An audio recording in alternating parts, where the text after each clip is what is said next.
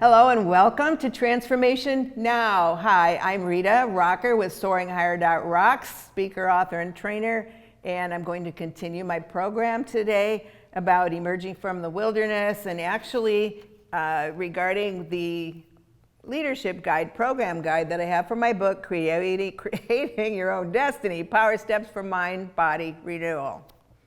And speech, but anyway. And so what I want to continue talking with you about today is overcoming, going out there and getting the things that we really want in life that God intends for us to have. And so it's been a tough few years. You know, some people have had a whole tough life. And so there are things in here that will help you to go forward. So I was talking before about overcoming fear, rejection, failure, abandonment, other people's opinions, things that have happened to you in your life before, lack of education, finances, and all those good things. But you know what? Fear and faith both project you into your future. And what we say is what we get. So if we continue to say fearful things, hey, we become so afraid. We're afraid to do anything. We're afraid to step out. We're afraid to talk to people. I've seen a lot of that, even in my own family. Afraid to venture out and try to find the kind of partner that you would want and deserve. So many fears, okay? But then there's also faith. Faith is the substance of things hoped for, the evidence of things not seen yet, okay? That's in the Bible. But so we want the faith to hope for things that we aren't seeing yet, but that's why people are visualizing so much too, which actually goes right along with that scripture, is because they're seeing that. They have faith for it. They're believing for it. And so that's why that happens. They're projecting their faith into the future and not fear into their future, because what we're thinking and doing today is going to determine where we are next month, next year, etc. So remember that where we are now is what we projected into our future up to this point. And I know a lot of things happen. Things happen in our homes, in our families, in our careers. A lot of people lost their work. We lost a lot of people. So I understand that can really affect us, but we can't let that hold us, keep that in a holding pattern. You know, you think of the eagle, there's a little story that was in a barn full of chickens. And so as the chickens are going around pecking for the seeds and everything, this eagle's just looking up like, oh gosh, I wish I could do that. And then finally, another eagle flew by and said, hey, what are you doing down here? Why are you just like walking around pecking for things? You were intended to soar, and so are we, always. And so think about that with the faith and the fear and bringing those unseen things into your life. Okay, it takes work, it takes practice, and that's the thing. Sometimes it's like, well, I've been doing this, for a week or two now. I talked to a friend, yeah, I was taking this for a lot of pain in my body, it didn't work. Well, how long did you take it? Oh, about a week. Well, no. So things aren't, well, sometimes they happen overnight, like on, some of the talent programs, America's Got Talent, or Britain's Got Talent. I remember seeing some, especially in Britain's Got Talent. These people had awful lives. They were treated poorly. They made almost no money at their jobs. And then bam, overnight, after they were seen on there, their lives totally changed. So yes, it can happen overnight. But most of the time, it's going to take effort and practice and not get discouraged after a week or a month or whatever, thinking, oh, well, this hasn't worked. Keep going, keep going, keep going. The people who are winning in sports, or anything else like that. Some of these people are practicing, whether it's ice skating or skiing or basketball or whatever. They'll practice like 6-8 hours every single day. Okay, so we can't just give up because we don't see anything happen in a week or even a month or sometimes even a year from where we really need to get to. So don't forget about that. All right, so what fears are holding you back? Again, I've talked about this before, but the people, the life experiences, the education, the money, all of those not so good things. Well, I'm afraid that I'll lose him or her. I would really like to get this job, but then it will be one that will make me look more important, make me earn more money. This other person's going to find fault. Sometimes we stay in relationships or situations because These are our friends, and they won't like us anymore if we get out of this rut, out of this thing that we're in. Well, I don't want to be all alone. Well, you won't be all alone. You'll get new people that are in where you want to be right now. So a lot of times I've seen that over and over. I'm afraid if I leave, this person's already told me I'm never going to amount to anything. I'll never make any money. So I'd better just stick with this person. Nope. Well, if I compete and I lose, then I'm going to feel like a failure. You know what? Me just being honest, when I entered the Mrs. Nebraska pageant, I was so afraid that if I didn't win, everybody was going to think that I was a big loser. And I only told a handful of people that I was entering because I didn't want to lose and then be embarrassed. I won, but that was God's choice, But it was like, I didn't want to tell people because I didn't want them to know in case something didn't work out right. And so we do that a lot of times too. We hide, because we're afraid of what might happen. If I'm afraid they'll reject me if they realize where I live. If I hang around with these people, they all have nice homes, nice cars. And so if they invite me over, and I've seen this a lot, I've even experienced it, being honest, and they come over and see where I live, oh, no. So I won't hang around with these people even though they're the ones that I really need to be with. And people do that. I've seen that a lot in life. So I'm afraid that they will not respect me or want to be with me if they see what I don't have at the moment. Well, the only way you're going to have it is to keep moving forward and hanging around the type of people who are living that kind of life that you want. So, a lot of times it's, well, you know what? In all honesty, I'm just as smart as they are. Look at Dean Graziosi and Tony Robbins that I talked about in the last program. Neither one of them had any college. Dean couldn't even read, still can't type. But, again, 7-time best-selling author on New York Times. He didn't let that stop him. So think about that. All of those things can affect us, but not in the right way. Who are we? It's like we're valuable, so it doesn't matter maybe what you're driving at the moment. That has nothing to do with who you are, what your value and your worth is. Absolutely nothing, okay? People who judge others by how big their home is, how nice their car is, how much money they have, we don't want to be around those people anyway, because their judgments are on the wrong things. They're on material things that could pass away at any time. They're not on really the quality of the person and who they are, and why would you want them in your life in the first place if they're that kind of person? I've really learned that a lot because it's like, hey, we all put our pants on the same way. Nobody's any better than anybody else. So what do you want to project and not what you see now? Hey, I'm a lovable person. Think about that. Are you a lovable person? People love to be around lovable people.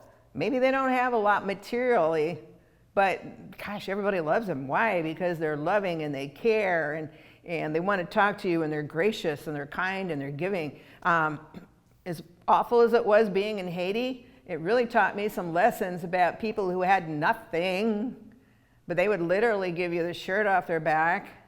A lot of times they didn't have water. The place smelled so horrible because Port-au-Prince built inside of, or city of Soleil is built inside the city of Port-au-Prince. It's just a small area inside.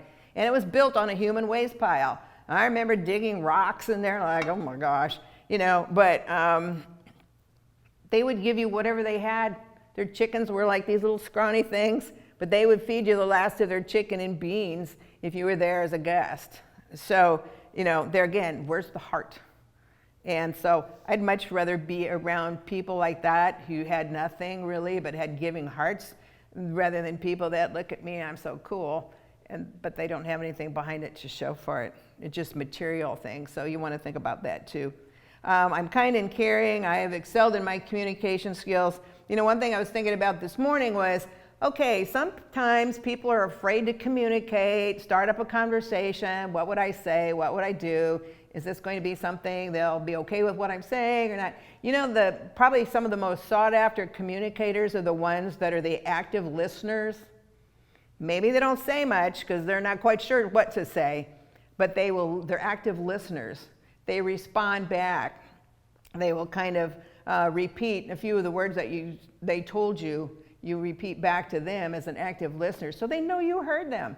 So if you're a person who is kind of bashful and doesn't really know what to say, at least until a conversation really gets going and trips something inside your head, be a good listener. You'll have so many people wanting to come to you to talk to you because they know you care enough to actually listen, give them active feedback, and comment from there. So never think because you're shy and quiet that you can't be a conversationalist.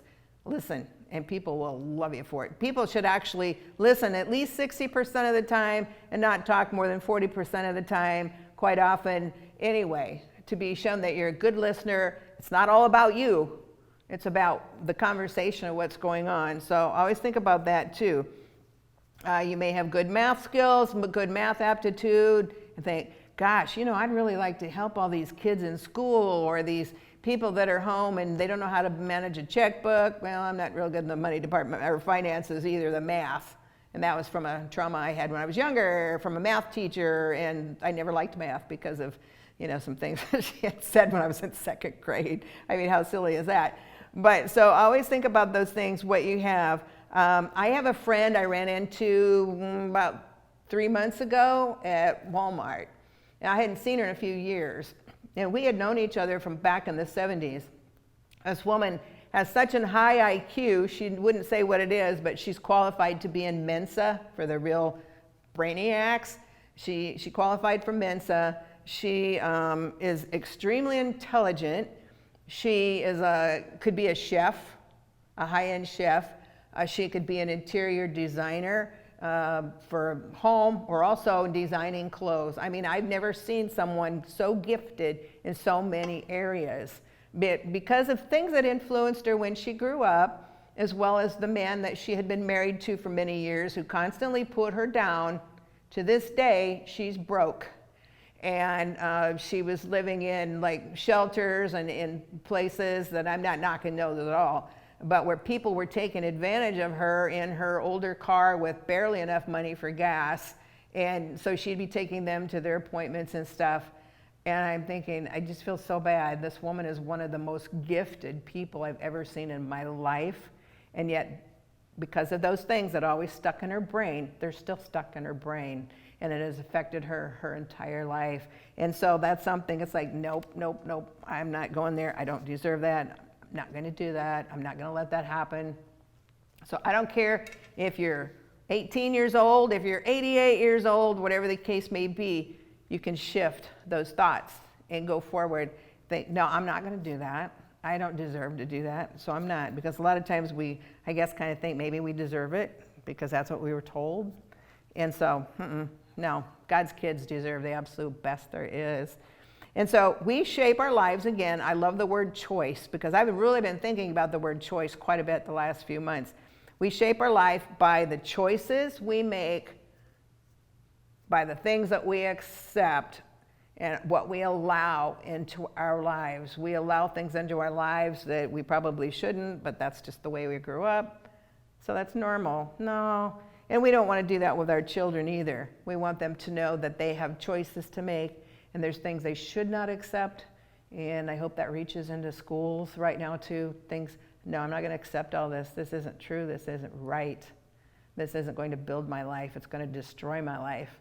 And so we need to think about that. So which emotions have you allowed to get stronger? Again, if you would sit down with that notebook and your pen, dig back to when you were a little kid and go forward. What are the emotions that I allowed?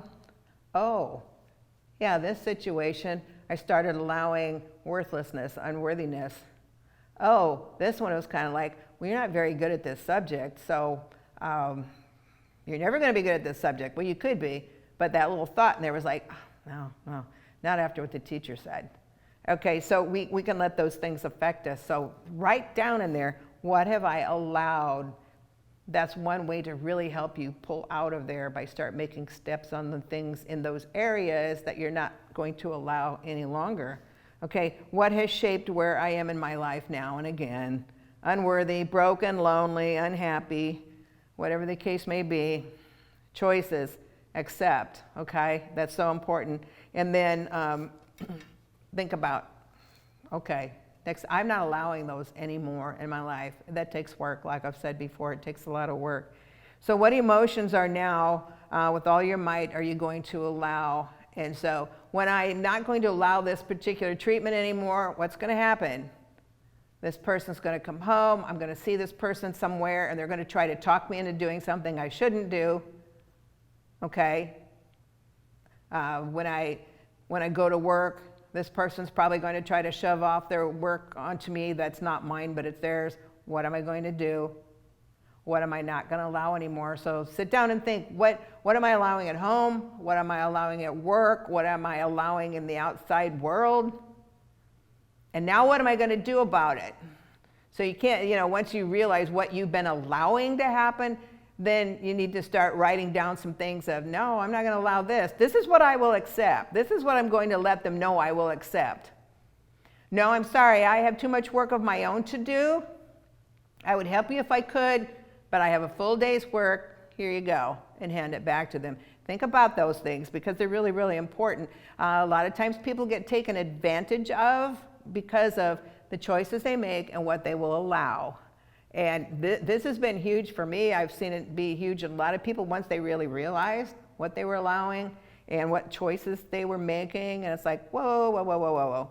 So think about that. It is a life changer. It is. When you start thinking about the steps you're going to take that could be totally opposite of what's gone on up to that point. So the more we do and say, the more we find ourselves thinking, you know what? Oh, heck. I'm not going to accept that anymore. Oh, no, I don't accept that anymore. No, we're done here. This is a no-fly zone. Your comments don't bother me anymore. I don't care. Just going straight over.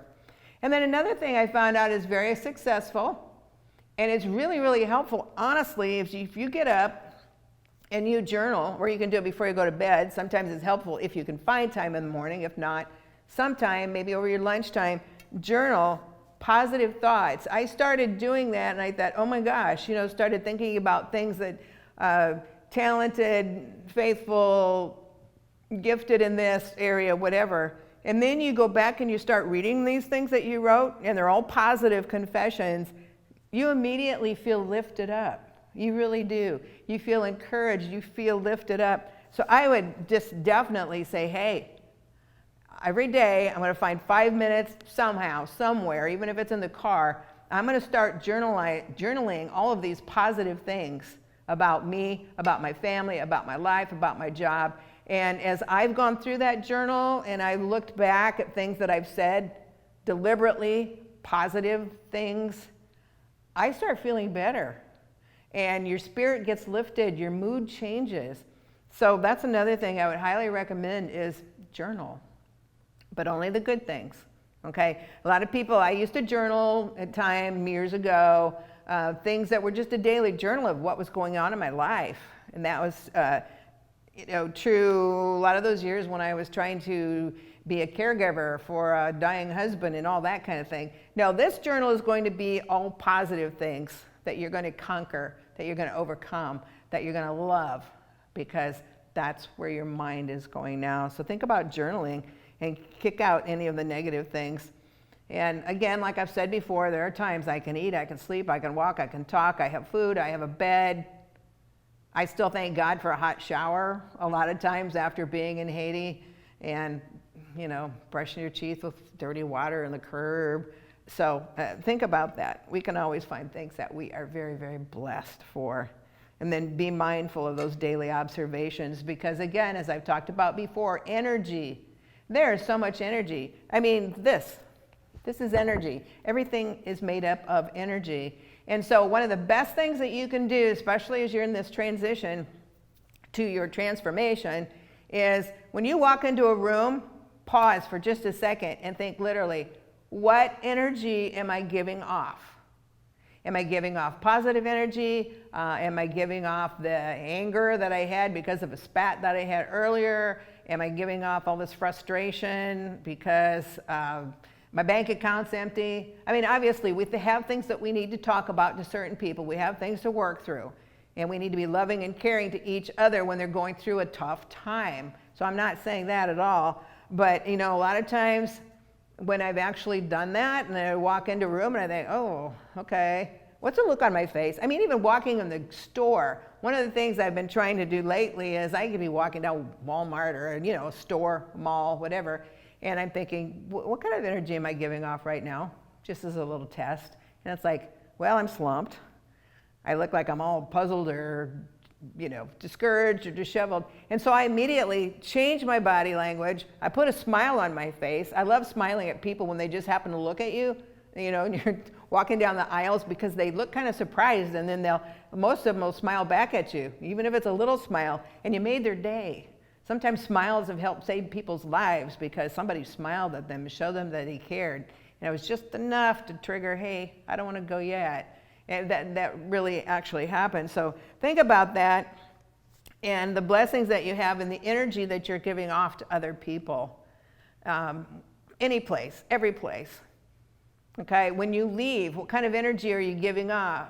Are you happy to see this person? Do you feel like an issue was resolved? And so the energy you're giving off is maybe one that's, okay, yeah, everything's fine, we're good.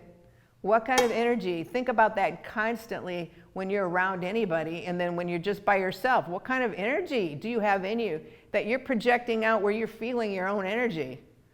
And so energy is pretty much everything. Everything's made of energy. We feel everybody's energy.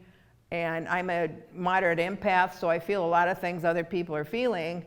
But what kind of energy are you giving off? And then read other people's energy. What kind of energy are they giving off? And sometimes if you know something's going on and their energy is negative, but maybe it's sad, maybe they're frustrated because of something that happened to them, try to read into that energy. So maybe you can help them in something. You can encourage them in some way. You can just sit down and listen to them because they have to talk it out with somebody. So start thinking about your energy, read other people's energy. You will get very good at it. Because especially if somebody says something, but their energy and their body is giving off a different signal, they go, oh yeah, everything's good. But you can tell they're just really angry or something like that. And then it's like, nope, stop and talk to them. And you look like a little bit upset. Tell me what's going on. But energy is really, really, really, really important to read that, to think about it. How you carry yourself, how other people are carrying themselves. If they're saying something different than what their body is saying, then okay, something's going on here. Because like I said before, 55% of our communications are nonverbal, how we sit, stand, walk, get in and out of a car, how we eat, how we shake hands, what we look like. 38% is the quality of our voice. That's our expression, our pitch, and the tone of our voice, which is huge. And then studies over and over and over have showed that only about 7% of our communication, the words that come out of our mouth, that, in your communication skills. So what we say a lot of times doesn't matter as much as how it's said and what we're transmitting with our body. And then we think, text messages, everybody's texting nowadays. Don't put everything in caps.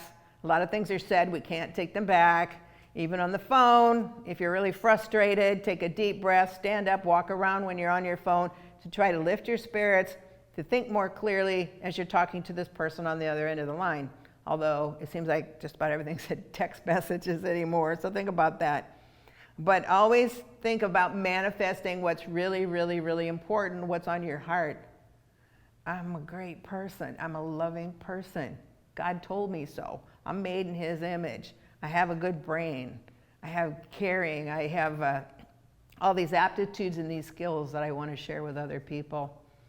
Think about some programs that you might want to create in order to bless and help other people. That's so popular right now, like I mentioned in the other program, and people are making really good income off of it because they have things that they've been through and now they're able to help others. With me personally, I love and respect all kinds of education and degrees because, you learn so much that way. But I would so much, if I had to choose between that or someone who maybe didn't have any formal education, but they've been there, they've done that. They've had the experiences, this is what they did, these are the struggles they had, but again, the steps that they took, and now look where they are. Where are they now? Where's the lady who lost her shoulder and she can play the violin by moving her shoulder and it's beautiful? I mean, where are the people like musicians I've seen that don't have any arms? What about Nick Vujicic, who has no arms, no legs? It's one little teeny flipper that was supposed to have been a leg. I mean, how embarrassing when you can't even go to the bathroom by yourself. I mean, really, he's an international, people take him, he talks to schools, he talks to people all over the world. Somebody literally has to carry him out, set him on a table. He's a very handsome young man, beautiful wife, he's got 3 kids. Okay, he was born with no arms, no legs, I mean, nothing. They couldn't even put a prosthesis on it because there was nothing to hook it to. Did he let that stop him? No. There's a guy named Sam Brown who was just fried to a crisp over in Afghanistan. He's had so many painful surgeries. I think he's in the Senate. He still looks like he's had a lot of surgeries. This man's a powerhouse now, not letting it stop him, regardless of what it's done to him. So we will, again, all our thoughts and attitudes and behaviors need to be formed to go forward. So every time you catch yourself, every time I catch myself thinking a negative thought, thinking something fearful, thinking something fearful, I've gotten to the point where it's, no, I'm not doing that. And I flip the thought. We have to flip thoughts. We keep doing it, just like all these people who have been through so many hard things. We see the results. We see the miracles. We go forward. And so think about that from here on out. Flip, positive, journal, and you'll see your life change very much so. So I look forward to talking to you again. Have a wonderful time. See you next time.